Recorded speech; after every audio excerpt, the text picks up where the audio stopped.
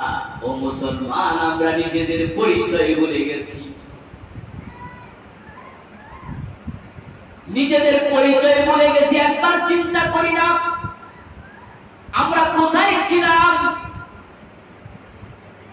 এখন কোথায় আছি, কোথায় আমাদের গন্তব্য, কোথায় যেতে হবে। যে বাজার নিজের গন্তব্য ঠিক নাই, যাদের টার্গেট ঠিক নাই, যে আমাকে কে বানাইলো, আমি কে, আমি কি, আমার গন্তব্য কোথায়, আমি কোথায় যাব,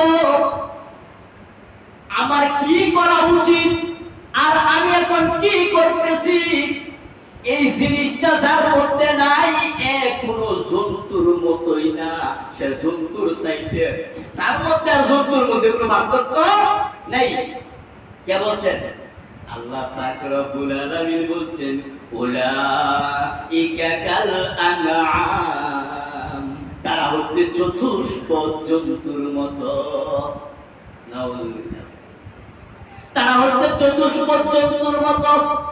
যখন তারা নিজেদের পরিচয় ভুলে যাবে, তারা চতুষ্পদ জন্তুর মতো। কে বানাইলো তাদেরকে? এমনিতেই এত বড় হয়ে গেছ, কে বানাইলো তোমাকে? কার ইশারায় দুনিয়াতে আসো, আবার কার ইশারায় দুনিয়া থেকে যেতে হবে? তোমাকে কি করা উচিত দুনিয়াতে, কোন জিনিসটা বর্জন করা উচিত, আর কি করতেছো? এই কথা বলার পরে যখন কেউ প্রতিবাদ করবে, হুজুর আপনি আমাকে, আমাদেরকে, আপনি আমাকে জীবজন্তুর সাথে তুলনা দিচ্ছেন, আমাকে গরু ছাগল ভাবতেছেন, গরু ছাগল বলতেছেন, এটা বলা হুজুর আমাকে ঠিক হয় নাই।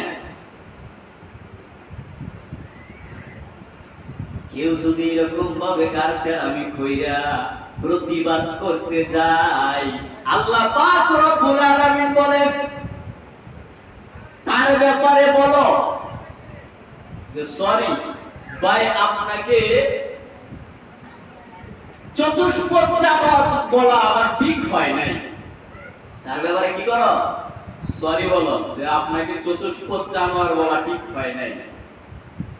বরং চতুষ্পদ জানোয়ার হওয়ার যোগ্যতাও তোমার নাই, তুমি চতুষ্পদ জানোয়ার হওয়ার যোগ্য না, চতুষ্পদ জানোয়ারের কাতারেও তুমি না।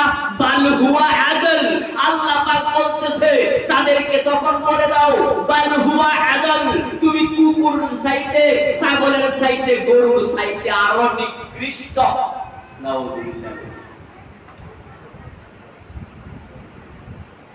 যখন আবার মনে হবে যে কোরআন হাদিস থেকে কথা বলা হচ্ছে, বা আমাকে টার্গেট করে বলা হচ্ছে, আমার অন্তরে লাগতেছে আমার একটু প্রতিবাদ করা দরকার, তখন ভাববেন যে মানুষ কোন জন্তুর কাতারে অতক্ষণ করেন না।